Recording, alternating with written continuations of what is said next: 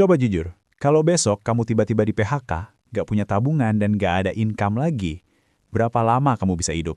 Berapa tahun, bulan, atau bahkan hari?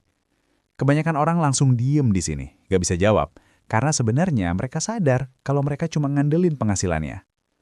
Realitanya, kalian bangun pagi, berangkat kerja, macet, kerja keras dimarahin bos, pulang kerja capek, repeat. Gaji masuk, belum sempat nikmatin, udah habis dimakan tagihan, cicilan, sama lifestyle tinggi yang kamu bilang reward itu. Waktu weekend, kalian gak bisa nikmatin, cuma bisa charge energi buat kerja keras lagi di hari Senin. Dan lucunya, kalian ngerasa udah aman. Kalian ngerasa aman karena belum kena masalah besar. Belum sakit, belum ada PHK, belum ada kebutuhan mendadak yang besar. Makanya hidup kalian terasa baik-baik aja. Selamat, kalian terjebak di rat race, lingkaran setan finansial. Kalau kalian ngerasa udah resah sama realita kalian, bagus. Setidaknya kalian udah sadar. Tapi bahayanya kalau kalian nggak sadar dan masih ngerasa punya posisi finansial yang aman. Kamu harus sadar sebenarnya kamu cuma hidup di atas ilusi stabilitas. Kayak jalan di atas es tipis, selama belum retak kamu masih santai. Tapi sekali es itu retak, kamu selesai. Ngeselinnya banyak orang yang tahu akan hal ini, tapi mereka pura-pura nggak tahu. Karena lebih nyaman buat denial daripada ngaku ke diri sendiri kalau belum punya stabilitas finansial. Sebelum kita masuk lebih dalam, kalian harus berani jawab dulu satu hal ini. Kalau penghasilan atau gajimu berhenti sekarang, kalian masih bisa hidup nggak? Dah? Oke, sekarang kita hancurin satu ilusi paling janggal yang banyak orang pelihara. Gaji gede sama dengan hidup aman. Salah.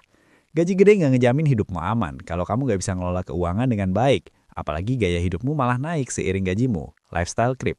Salah besar. Banyak orang yang nggak sadar dan punya mindset yang salah, padahal semakin besar gaji mereka, semakin besar jebakannya. Makanya di sini kita benerin mindset dulu bareng-bareng. Permasalahannya bukan cuma ilusi gaji, tapi juga di sumbernya. Kalian harus tahu kalau semua uang yang kalian peroleh dari gaji, bentuk dari pertukaran waktu yang kalian punya. Selama kalian punya waktu itu, kalian digaji.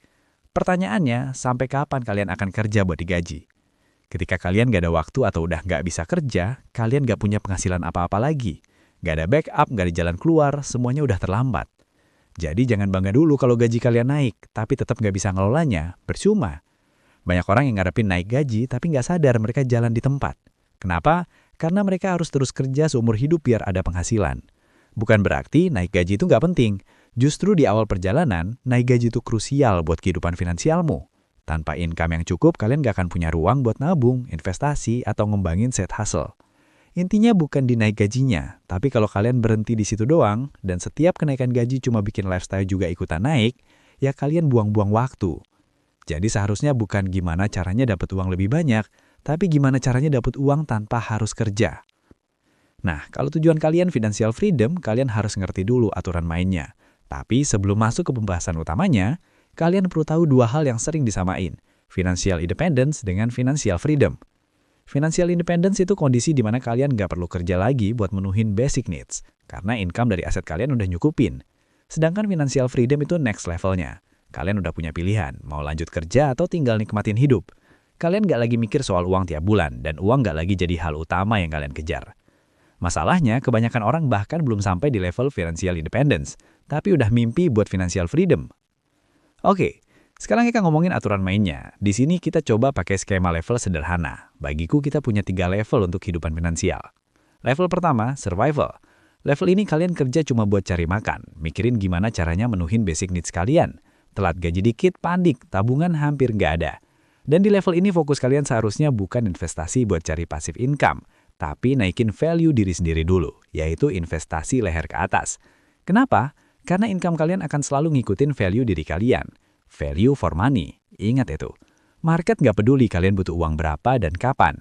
Market cuma bayar sebesar berapa value yang bisa kalian kasih. Kalau skill kalian biasa aja, ya bayaran kalian juga biasa aja. Jadi mau kalian mau seirit apapun, mau sebesar apapun investasi di level ini, kalau income kalian kecil, kalian akan stuck. Makanya di level ini investasi terbaik bukan di saham, kripto, tapi investasi leher ke atas. Kalian upgrade skill, belajar hal yang bisa ningkatin earning power kalian, entah itu skill profesional, komunikasi, sales, apapun yang bikin kalian lebih bernilai di market. Tujuannya satu, yaitu memperbesar income. Karena tanpa income yang cukup, kalian gak akan punya bahan bakar yang cukup buat naik level selanjutnya. Dan lucunya, di level ini justru banyak yang ngabisin uang yang mereka peroleh buat jajan, lifestyle yang gak perlu, dan cicilan. Padahal mereka buat hidup aja masih kesusahan. Di level ini sangat dianjurkan buat kalian memahami Pareto Rule yang dimana 80% hasil berasal dari 20% penyebab. Maksudnya gini, coba pikirin kira-kira 20% masalah apa yang jika kalian selesaikan akan menghilangkan 80% beban kalian. Ketika di level ini, cuma ada 2 yang aku rubah agar masuk ke level selanjutnya, yaitu jam tidur dan baca buku. Kenapa? Jam tidur merubah lifestyleku yang tidak perlu dan aku bisa lebih produktif. Baca buku memperluas sudut pandang dan menambah value atau skillku. Coba kalian yang ada di level ini, pahami Pareto Rule. Masuk ke level kedua, yaitu independent. Di level ini, perjalanan panjang akan kalian rasain. Kenapa? Karena banyak rintangan finansial dan psikologis yang harus kalian hadapin. Gak percaya? Dengerin sampai selesai konten ini. Masuk ke level 2, gaji kalian mulai terasa cukup, mulai bisa nabung, hidup agak nyaman. Tapi di sini jebakan yang paling halus sering terjadi. Karena biasanya lifestyle kalian mulai ikutan naik gara-gara income naik. Ketika income naik dan pengeluaran naik, akhirnya sama aja kalian di posisi 0. Di level ini, kalian harus mulai disiplin. Pakai rule sederhana yang umum, 80% butuhan, 30% keinginan, 20% saving atau investasi. Ini cuma rule basic, tapi kalau kalian nyaman buat memperbesar bagian saving kalian, it's okay. Malah bagus, diri kalian bisa lebih cepat buat sampai tujuan, yaitu financial independent. Di sini kalian akan bangun sistem. Maksud sistem di sini adalah kalian wajib punya dana darurat terlebih dahulu atau bahkan ngelunasin cicilan dan utang dulu, sebelum investasi ke hal lain. Kenapa harus ngelunasin cicilan dan utang? Come on, masa mau financial independence tapi masih utang sana-sini, nggak selesai-selesai. Mau independen kan? Oke, selanjutnya kenapa perlu dana darurat? Karena dana darurat bisa cover kalian dari segala hal yang dadak. Contohnya kalian di layoff atau di PHK, kalian sakit parah, atau apapun yang butuh dana dalam kondisi darurat. Rumusnya 3-6 kali pengeluaran dalam sebulan. Misal pengeluaran kalian 3 juta, berarti kalian harus punya dana darurat sekitar 9 juta sampai 18 juta. Nah, instrumen investasi dana darurat itu harus liquid atau mudah dicairkan, berisiko rendah dan aman. Biasanya pilihan instrumennya meliputi reksadana pasar uang dan deposito jangka pendek. Coba kalian cari tahu lebih dalam lagi untuk instrumen investasi dana darurat lainnya yang aman.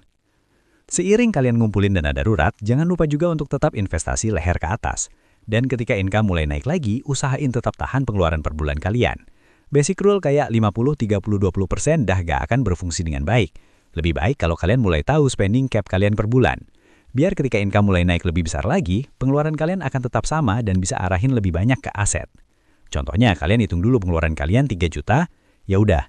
Berarti ketika income naik, pengeluaran kalian tetap 3 juta atau kalau mau ekstrim atau dirasa ternyata kebesaran, kalian bisa aja nekan lagi spending cap yang kalian punya. Setelah kekumpul dana darurat dan income kalian terus naik, kalian udah bisa investasi untuk kepentingan lain, misal pensiun, beli rumah, biaya pernikahan, biaya pendidikan anak. Kalian udah punya kebebasan pilihan buat bangun portofolio investasi. Contoh di level ini kalian mau buat dana pensiun agar independen dan mengarah ke freedom. Rumusnya adalah aset pasif, income tanpa kamu harus kerja, besar atau sama dengan biaya hidup atau pengeluaranmu sebulan.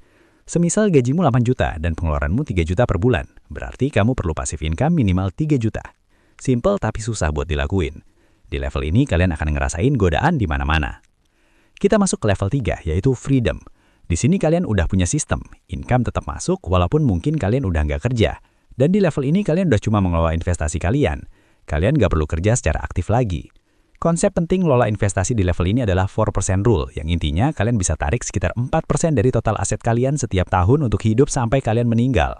Cara ngitungnya, yaitu target total dana pensiun kalian 25 kali biaya hidup tahunan kalian. Misal pengeluaran kalian 5 juta, berarti biaya hidup tahunan kalian adalah 5 kali 12, 60 juta. Maka 60 juta kali 25, sekitar 1,5 miliar aset di dana pensiun kalian dengan return 7-8% per tahun. Sehingga kalian bisa narik 4% per tahunnya sampai meninggal. Di titik ini, uang udah kerja buat kalian. Bukan lagi kalian perlu tukar waktu buat dapetin uang atau gaji. Nah, sekarang jujur, kalian ada di level mana? Mayoritas orang kejebak di level 2. Kenapa? Karena biasanya nyaman buat ngebohongin diri sendiri. Banyak orang yang mulai terlena di level 2. Mereka terlena sama ilusi kenyamanan dan keamanan dari gaji besar yang mereka peroleh. Mereka lebih mentingin buat kelihatan kaya daripada kaya itu sendiri. Tapi ini soal pilihan. Di sini aku cuma menyampaikan apa yang sekiranya perlu dan penting bagi kalian yang ingin improve dalam kehidupan. Jadi sebelum kalian mikir hidup kalian udah nyaman, coba tanya lagi. Kalau kalian berhenti kerja sekarang, hidup kalian masih bisa jalan berapa lama? Atau malah ikut berhenti? Hey, konten ini tidak berniat untuk menggurui ataupun merasa paling benar. Tapi semoga bisa jadi pengingat dan inspirasi buat kita semua. Terima kasih sudah menonton konten ini sampai selesai. Sampai jumpa di konten-konten selanjutnya. Bye!